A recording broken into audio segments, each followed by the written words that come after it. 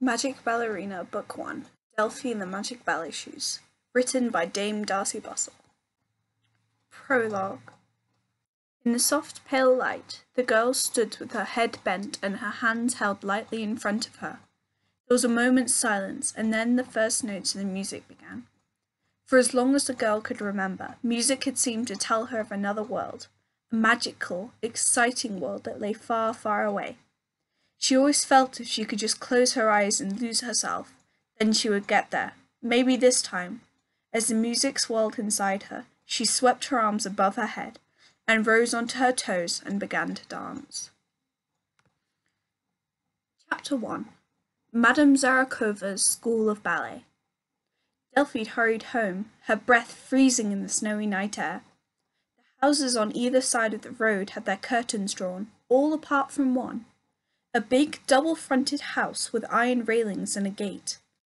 2 stone steps led up to the door, and light streamed out of the windows. As the snowflakes landed softly on Delphie's shoulders, she looked longingly at the brass plate, just as she had for the last 4 weeks since it had been open. Madame Zarakova's School of Ballet. A car drew up outside, and 2 girls jumped out.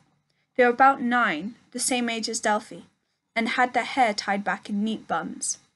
"Come on, we're going to be late," one of them called, as they ran through the gate and up and opened the front door. "Madame Zaza will go mad." For a moment Delphie caught sight of a long, wide hallway with white walls and wooden floors before the heavy door banged shut behind them. Delphie felt a wave of longing so strong it hurt. She wanted to be inside the ballet school, about to have a dance lesson. She was ballet mad, but her parents had always put her off having lessons. "Maybe when you're a bit older," her mum said, kissing Delphie's long dark hair. "The nearest dance school is on the other side of town.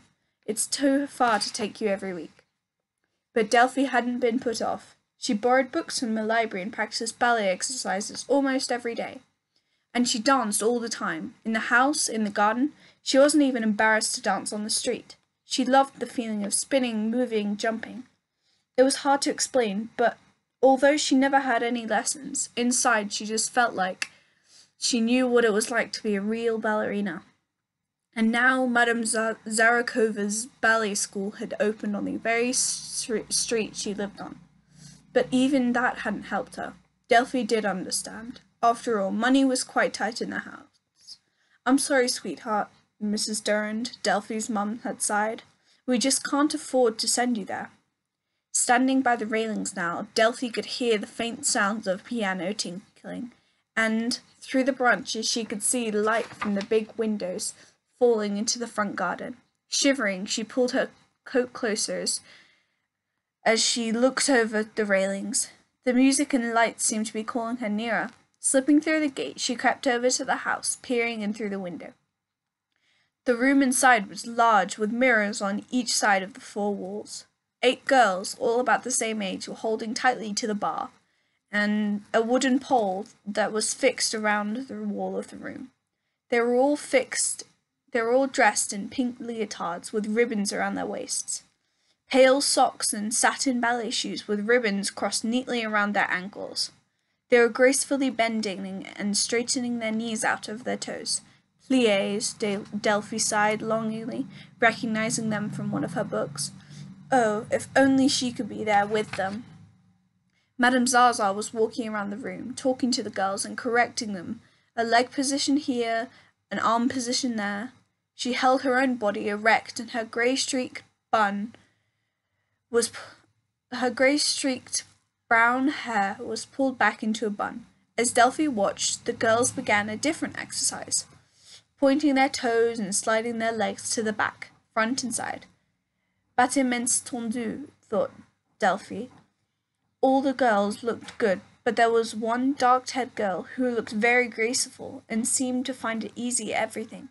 Next the girls began sliding the foot that was furthest from the bar, and lifting it off the floor. They stretched out as far as they could, holding their free arm out to the side. Delphie couldn't resist. She began to join in. Holding to the windowsill, she performed the movement in time with the girls inside.